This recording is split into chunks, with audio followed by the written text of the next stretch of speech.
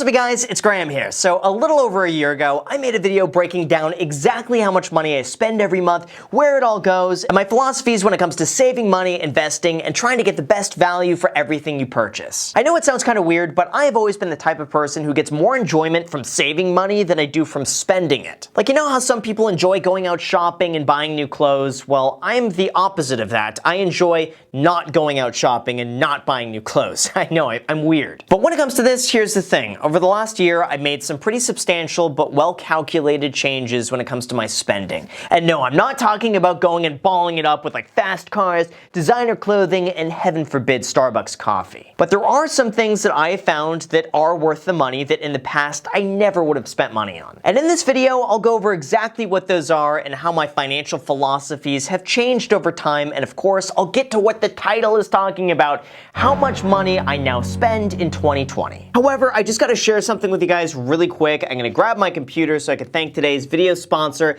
smashing the like button for the YouTube algorithm. Just kidding, this video does not have a sponsor, so if you wouldn't mind just destroying the like button for not having to listen to a sponsored segment right here, it'll greatly help me out a lot, and smashing that like button is fun, it's free, and it's very easy to smash. So thank you very much, and when it comes to my spending, there's definitely been an evolution over time that's slowly begun to change. It all starts here with stage one, or you know what, actually we're gonna call it phase one. Phase one sounds a lot more official, we'll go with that. At first, my mentality was to live as frugally as possible, avoid spending money at all costs, and go to any extreme for the sake of saving and investing more money. This was my mentality for the first 6 years of my career, and I'll admit, I took this extreme to an even further extreme just because I wanted to save and invest a little bit more. This was the point in my life where I would avoid hanging out with friends just because I didn't want to spend the money. I would avoid or postpone purchases just so I could save the difference, and in really every area of my life, I was just cheap. Although I do believe if it wasn't for that militant-like discipline for saving money, I never would have carried it through in other areas to such an extreme where I could turn that savings into another source of income. So at the point where I began investing in real estate, I took a slightly different savings approach, and we gotta enter the phase two of saving. Phase two. Did I start with phase two? Now at this point, I only spent the money that the rental properties generated, and then anything else I earned above that working as a real estate agent could just be reinvested. My thought process behind this was pretty simple. If I could only spend what the rental properties make, I could pretty much guarantee to maintain the same lifestyle indefinitely without worrying about how much I made as a real estate agent. It also meant that there was no pressure as a real estate agent to close a deal because I had some huge overhead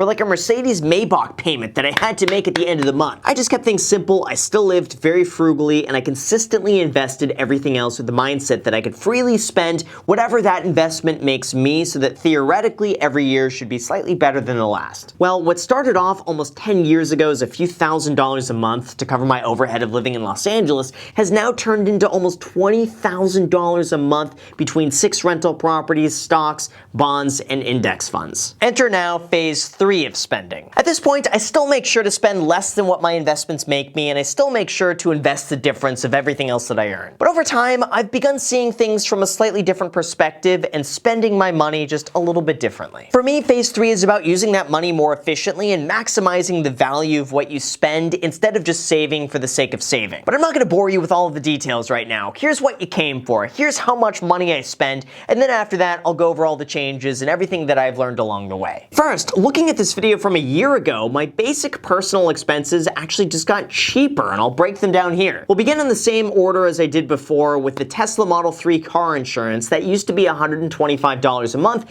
I got that down now to $80 a month. I ended up switching over to Tesla car insurance, which brought down my rate, and then now with everything closed down, I barely drive anywhere anyway, except the occasional drive on the weekend every now and then, so that ended up bringing down my rate substantially. Now second, we have the gym membership. Now back when I made this video, the cost was $200 a month, and then they raised it to $220 a month, but now it's all the way down to $0 a month. Here in California, gyms have been shut down for the majority of the year, and because of that, Equinox put their memberships on hold. In the meantime, I got some free weights and a bench in the backyard, so not only am I saving money, but I can also work on a bit of a tan at the same time. The third, we have my health insurance, and since this video last year, they have raised my premiums by $15 a month, so now I'm paying $230 a month. The fourth, we have my phone bill, and it used to be this price right here, But yeah, I was able to get that down to $70 a month for unlimited everything. This one is pretty much my lifeline for work because I could tether my phone data to my computer and pretty much work from anywhere in the world, or I could browse Instagram from anywhere. For business purposes though. Anyway, to get this cost down, my girlfriend and I got on the same phone plan, and I was able to remove one of those annoying phone insurance coverages I had no idea was on there, and I was paying that for a very long time without even knowing it. Yeah, for anyone out there, just go over the fine print of your cell phone bill and see if something like that is included. I have no idea, so I removed it. I hadn't used that ever, and now I'm saving even more money. Now, fifth, we have $75 a month for internet, and I recently splurged for the slightly faster internet with a promo code, so now I could smash the like button just a little bit faster. Now, I was initially thinking of classifying this one as a business expense because I use it primarily for business, but let's be real. I mean, we all have internet. I absolutely love the internet and smashing the like button, so I would have this one regardless. Now, number 6, we have my utility bills. Now, at my previous place, I was spending about $120 a month for everything, including the water for the unit next to me. But now that I moved into a house with more plants to water, it's a bit more expensive, and lately it's been about $260 a month. This one includes water, gas, electric, and trash, and it's not terrible because that also includes the charging of the Tesla that I barely drive,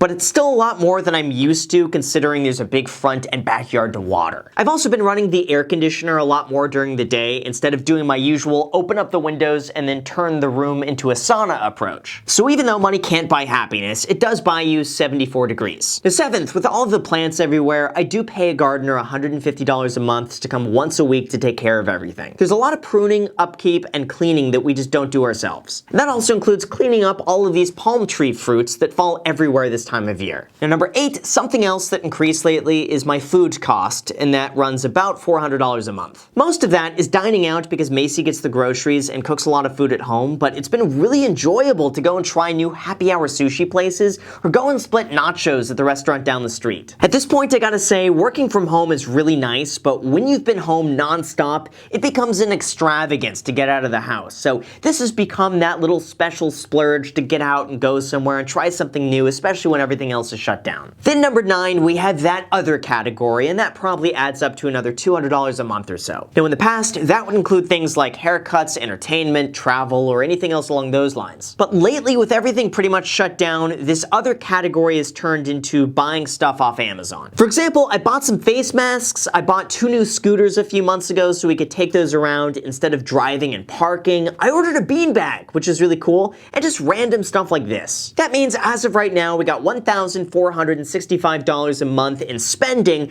but we're leaving out one of the big ones, and that would be housing. Now, prior to this, I was living in a duplex where between the rental income of the other unit, tax write-offs, and home equity, I brought my cost of living down to essentially $0 a month. But now that I moved into a new place, my total out-of-pocket cost between the mortgage, property taxes, and insurance is $7,700 a month. Now, part of this was justified because I knew I was going to be working from home and I could turn a portion of this into a work-from-home office. But also, when you account for rental income, it's really not as much as you would think. In my previous home tour video, I explained that when you subtract the value of the guest house, the value of the unit that I was previously living in, and the extra $2,150 a month in mortgage equity by paying down the loan, that brings my net out-of-pocket cost down to $650 a month. However, if we exclude rental income from this, my true out-of-pocket cost is more like $55.50 a month, since the remainder of that goes right into home equity. And lastly, we have the Tesla Model 3 car payment of $630 a month. Now, technically, this one is a business expense that's paid for itself many times over, but I'm just gonna throw it here because why not? I bought the car with 0% down and financed the rest at a 3.75% interest rate. At that point, my investments make more money than I pay in interest, so it just makes sense to keep this loan and not pay it down any sooner than I absolutely have to. However, as far as how much this car actually cost me, even though yes, $630 a month does come out of my account,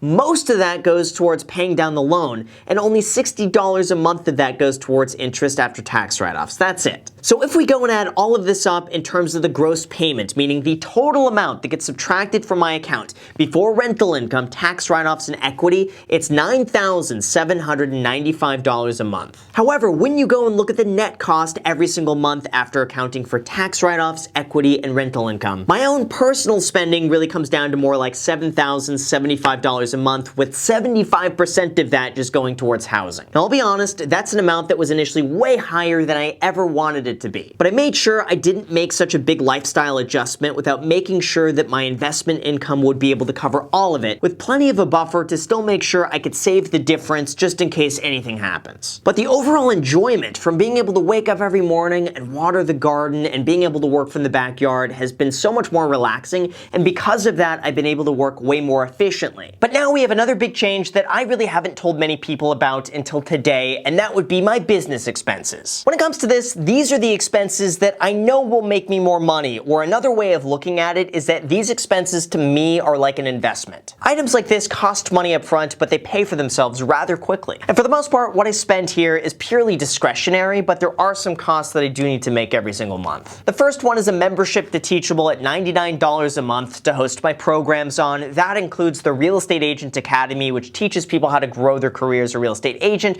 the YouTube Creator Academy, which teaches people how to grow a YouTube channel, and the Graham Stephan Mentorship Program, where we meet twice a week and I answer whatever questions or concerns or issues you're facing. Link down below in the description. Second, I spend another $150 a month on business insurance, and third, I spend another $150 a month on S Corp and LLC filing fees. Fourth, I spend another $200 a month for tax filing fees for those I just mentioned. And number five, I probably spend another $100 a month on services like Google Storage, Zoom, and so on. Oh, and then six, I spend another $130 a month on credit card annual fees. And yes, I'm putting this one here as a business expense because I get a lot of these cards to review on YouTube, not to mention I get some really sweet points and sign-up bonuses. And then finally, number seven, I pay $7,500 a month for a jack. That's right, I finally hired a jack full-time to take some of the work off my plate, because after almost 4 years of working full-time,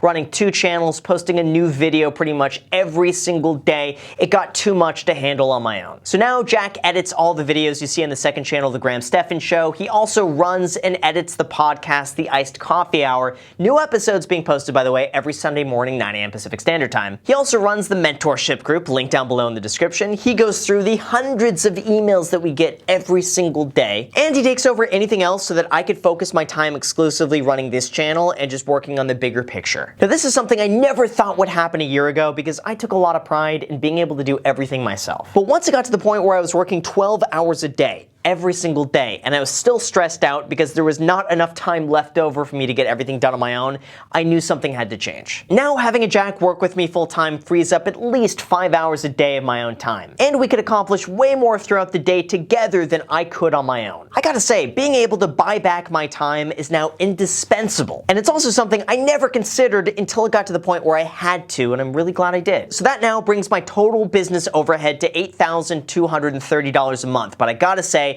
that $8,230 pays for itself dozens of times over. And without that cost, there would be no way that I could earn the income I do today. And to me, this one isn't so much of a cost, it's more of an investment that you have to make when you get to a certain point if you want to continue growing and expanding. Something like that just becomes necessary, and that was a really big realization for me. Anything beyond this, though, is purely discretionary, although if I see something that I think would improve the quality and the enjoyment for you in the channel, then by all means, I think it's worth it and I'll spend money on it. Everything else, though, is still very simple, and I still pride myself on being as hands-on as I can for pretty much everything that's out there. But now being able to hire out some help takes some stress off me and gives me more time to focus on the aspects I enjoy the most, like making these videos, doing research, and investing. And of course, asking you to smash the like button for the YouTube algorithm, and then continuing to edit videos to continue to remind you to smash the like button. So when it comes to everything, these are my 2 main takeaways that I have learned when it comes to saving and investing, and it really just comes down to this. First, I only view my income instead of how much money I make. It's only how much money does that money make me. For example, if I make $10,000, I don't see that as $10,000. Instead, I see that as $50 a month in passive income invested into a rental property at a 6% return. By that logic, if I'm able to invest $50,000, well, that's enough to cover my basic grocery bill for the rest of my life. Then if I can go and get $350,000 invested in that rental property, that's enough to pay for a basic 1-bedroom apartment here in Los Angeles Angeles in a decent area. I challenge you to think the same way as well. It's going to make the aspects of saving money and investing that much easier. And over time, you could replace all of your expenses just by having your money do all the work for you. The second, beyond the essentials, I only try to buy things that I could put to work to make more money or something that I could see as an investment. For example, I consider this computer that I'm editing on right now, hi Graham from the future, that's a good investment because I use this to edit all my videos on that make money. Or buying an extra camera so all of a sudden now I could film a second angle for the Graham Stephan Show. If you could find a way to coordinate your expenses around things that will increase your productivity or income, it could absolutely be worth it. So that's exactly how much money I spend for anyone curious, and those are my philosophies when it comes to saving and investing and how to budget so that way everything is sustainable long term. Now, as far as where this goes from here, I have a feeling that my next big expense is going to be a reinvestment back into the YouTube channel. And instead of spending any more on myself, I really want to take this to the next level and make a combination of like a Dr. Phil meets Joe Rogan meets Dave Ramsey meets Judge Judy, all in one for personal finance. I know it sounds super weird, but I have an idea of exactly what I envision in my head. It's in here somewhere, so you guys are just gonna have to stay tuned and subscribe so that way you don't miss what this ends up turning into. I think it's gonna be pretty fun. So with that said, you guys, thank you so much for watching. I really appreciate it. Make sure, as always, to hit the like button and the notification bell. Also, feel free to add me on Instagram. I post there pretty much daily, so if you want to be a part of it there, feel free to add me there. As on my second channel, The Graham Stephan Show, I'm posting there every single day. I'm not posting here. So if you want to see a brand new video from me every single day, make sure to add yourself to that. And lastly, if you guys want 2 free stocks, use the link down below in the description. Webull is going to be giving you 2 free stocks when you deposit $100 on the platform, with one of the stocks potentially worth all the way up to $1,400. So if you want those 2 free stocks, use that link below. Let me know which 2 free stocks you get. Thank you so much for watching, and until next time.